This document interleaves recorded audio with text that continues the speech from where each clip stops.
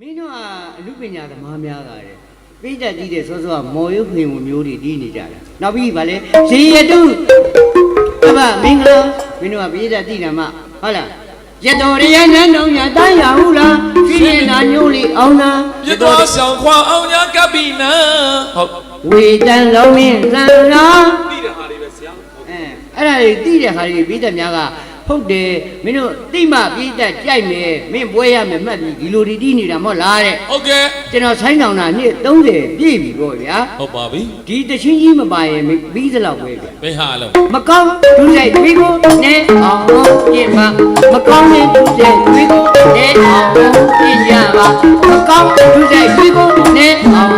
ပြင်ပါမကောင်းတဲ့ဒုစိုက်ပြီးကိုနဲ့အောင်ပြင်ကြပါဒီလားဒီရဲ့နိုင်တွေကိုလေအချိန်ကမကုန်ရနေ့လားနေ့ရဲ့နိုင်တွေကိုလေ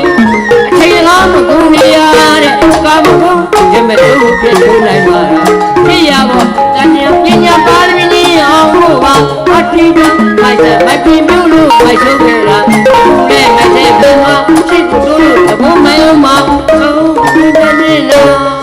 မဲတီးပြန်တော့လေမြည်မပွဲရမယ်မှတ်ပြီးဒီလိုတီးခဲ့ရတာ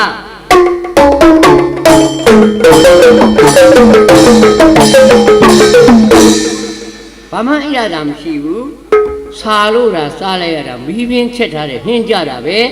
စိတ်မနှင်းကဘယ်လိုတီးစီခြင်းနဲ့လဲဆိုတော့ကဲကိုစောမျိုးထွန်းဒီလိုတီးမှာတဲ့နားထောင်ကြည့်အောင်